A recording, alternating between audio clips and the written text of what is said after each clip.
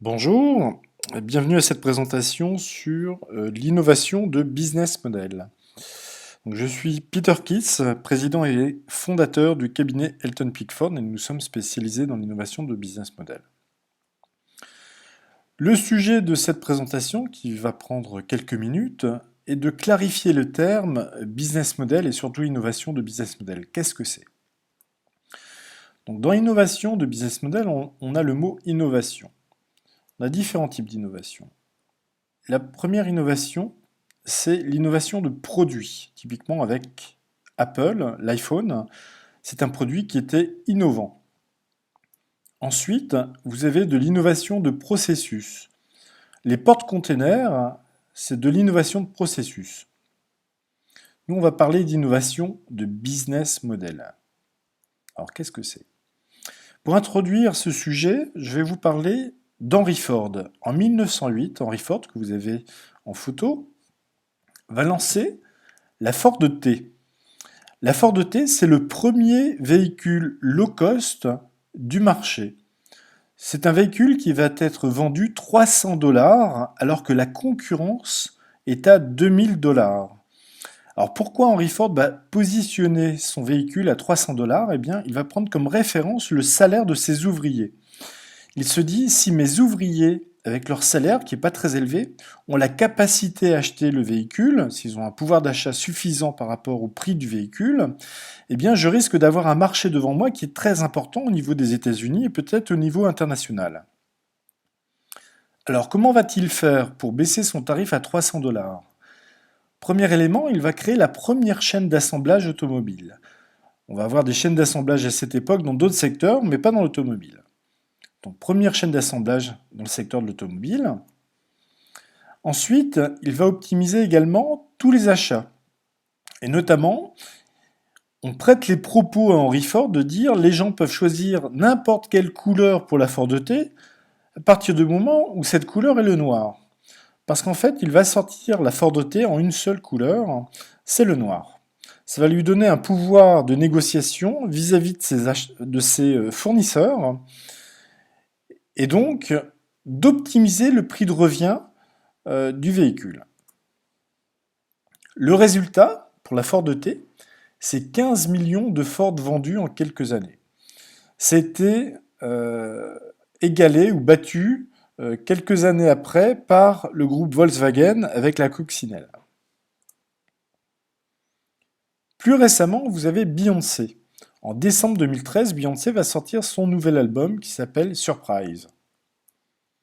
Qu'est-ce qu'elle va faire? Premièrement, elle va s'autoproduire. Elle ne veut pas confier la production à une majeure du disque, elle va s'autoproduire, s'autofinancer. Ensuite, contrairement à d'autres groupes comme Daft Punk, elle ne va pas faire de publicité. En tout cas, pas de publicité payante. Ce qu'elle va faire, eh bien, elle va créer une vidéo qui dure environ une minute. Et elle va poster sa vidéo sur sa page Instagram, qui est un réseau social où on peut partager des images et des photos. Et ensuite, elle va confier la diffusion de son album en exclusivité sur iTunes. On ne peut pas l'acheter ailleurs, c'est uniquement sur iTunes d'Apple.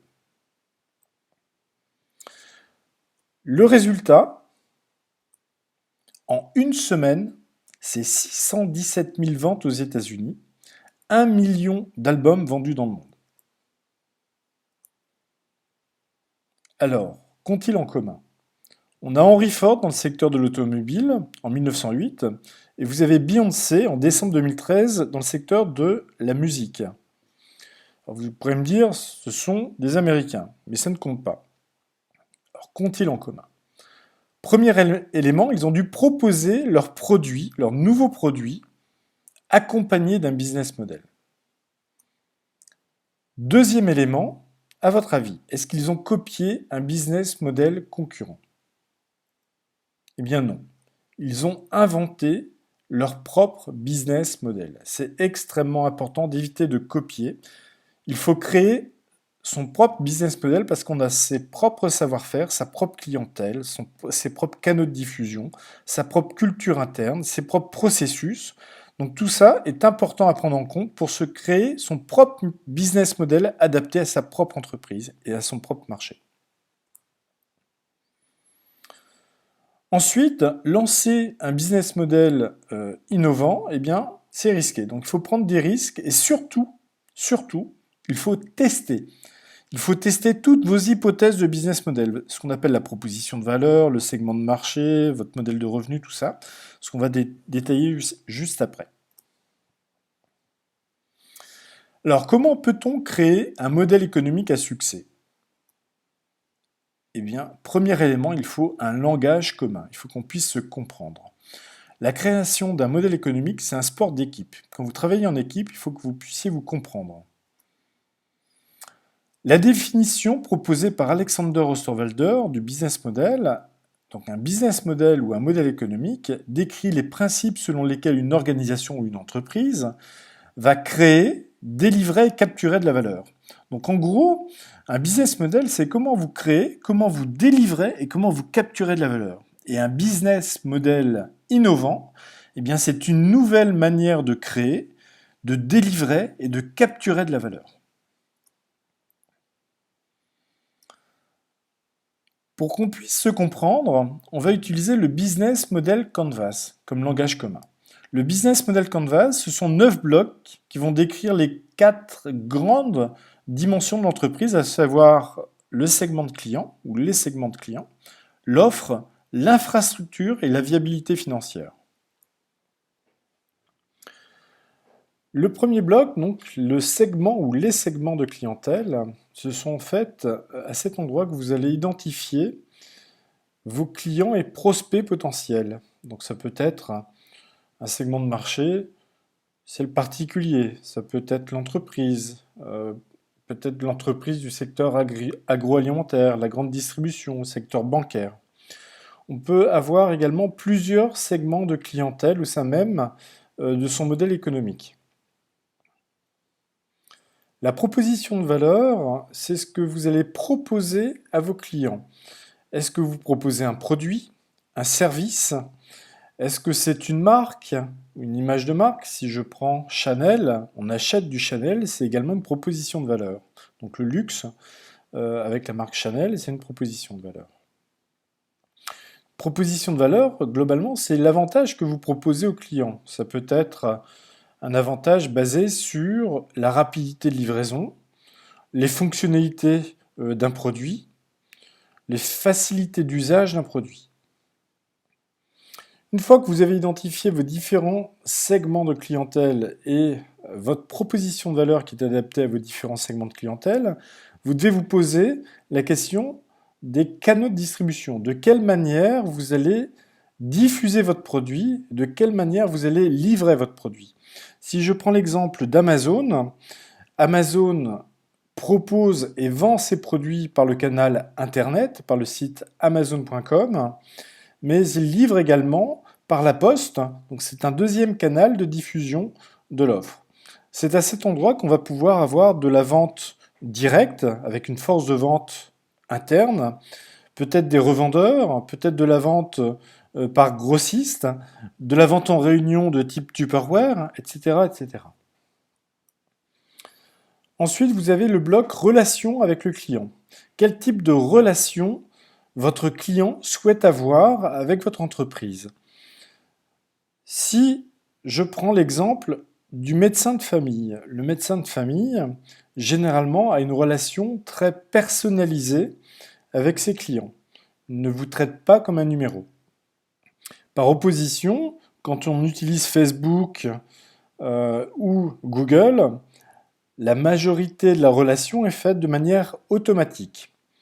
Un autre exemple de type de relation client, ça va être le fait de faire participer le client à la création de valeur. Donc typiquement, tous les sites qui vous proposent de créer votre propre produit, eh bien, c'est un type de relation qu'on met en place entre le client et l'entreprise. Ensuite, vous avez le bloc flux de revenus. Typiquement, vous pouvez avoir des produits que vous proposez gratuitement à un certain segment de clientèle. Si je prends l'exemple de Google, le moteur de recherche, eh bien, vous et moi, vous ne payez pas l'utilisation du moteur de recherche, c'est gratuit. Par contre, si vous devenez annonceur, vous souhaitez faire de la publicité sur le moteur de Google par rapport à différents mots-clés, eh bien là, vous payez. Par contre, vous devenez un annonceur, donc c'est un segment de clientèle qui est différent. Donc le flux de revenus, ce sont en fait à cet endroit-là, enfin le bloc flux de revenus, c'est à cet endroit-là que vous allez identifier vos différents flux de revenus, que ce soit du revenu récurrent, du revenu unitaire, et même identifier un revenu zéro, parce que certains segments de clientèle ne payent pas. Et c'est important de les avoir dans votre modèle économique. Donc il faut les identifier. Une fois qu'on a fait toute cette partie droite, on va s'occuper de toute la partie gauche qui concerne essentiellement les ressources. Les ressources, vous avez les ressources clés.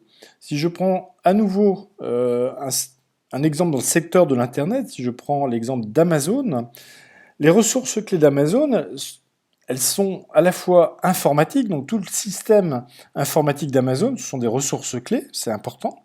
Ça peut être une marque, ça peut être les ressources humaines, ça peut être des entrepôts qui vont gérer toute la partie logistique.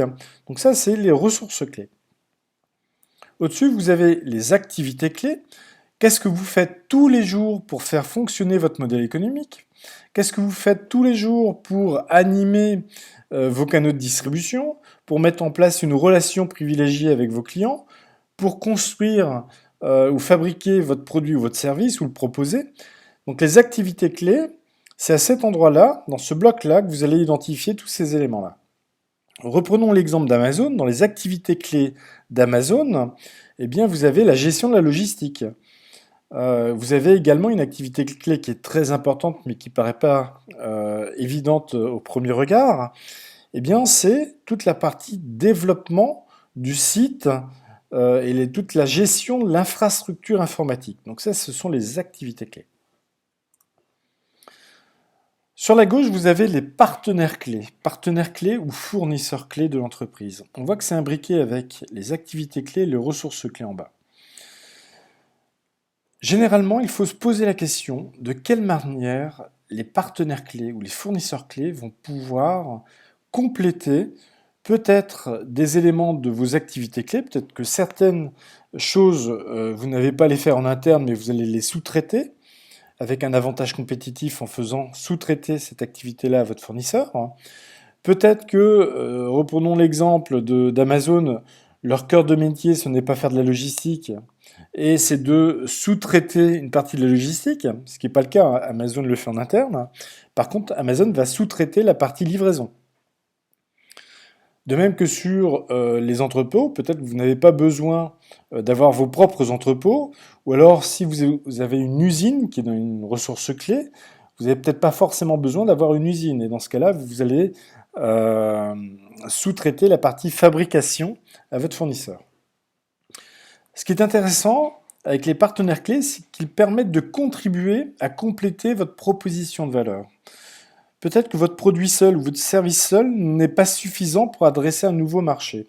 Donc posez-vous cette question, comment, avec un nouveau fournisseur, je pourrais compléter ma proposition de valeur avec un certain avantage qui me permettrait d'adresser un nouveau segment de clientèle et forcément générer de nouveaux revenus. Et enfin, vous avez le bloc structure de coûts qui est en bas à gauche. La structure des coûts représente tout ce qui coûte cher dans l'entreprise. Et généralement, on va retrouver des éléments qui sont identifiés dans les blocs juste au-dessus, à savoir les ressources clés. Donc les ressources clés, si vous avez un entrepôt, eh bien, vous avez forcément des éléments à mettre dans votre structure de coûts au niveau de l'entrepôt. De même que dans vos activités clés, ce qui coûte cher, eh bien, on le retrouvera dans la structure de coûts. Dans la structure de coûts, il y a deux éléments qu'on va identifier. Les coûts fixes ou les charges fixes et les charges variables qui sont généralement indexées par rapport au chiffre d'affaires. Avec ces 9 blocs, vous avez un langage qui permet de décrire, de visualiser, d'évaluer et de transformer les business models. Ce qui est intéressant avec cet outil, c'est que vous allez pouvoir travailler sur la création d'un nouveau business model sur un nouveau produit ou service. Vous allez pouvoir faire évoluer le modèle économique existant d'un produit existant ou d'un service existant. Vous allez également pouvoir analyser le modèle économique d'un concurrent, et Dieu sait que c'est important d'être capable de comprendre le modèle économique du concurrent. Et vous allez également, sur la même idée, pouvoir analyser le modèle économique d'entreprise que vous souhaiteriez racheter. Donc le Business Model Canvas, c'est vraiment un outil très performant, très visuel et très pratique qui permet de faire vraiment beaucoup de choses. Voilà la représentation de travail. Généralement, on utilise des post-it. Alors là, il y a essentiellement du vocabulaire et des mots qui sont dessus, mais on peut très bien utiliser des dessins. L'idée, c'est de ne pas mettre un texte trop long par post-it, sinon ça devient illisible. Et comme c'est également un outil de communication, le mieux, c'est de mettre certains mots-clés qui représentent les éléments que vous souhaitez représenter. De même que vous pouvez utiliser des codes couleurs.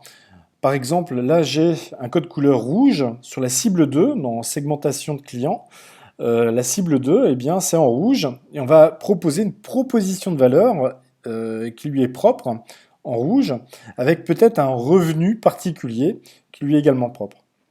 Donc les codes couleurs, ça vous permet d'identifier rapidement les liens entre les différents blocs.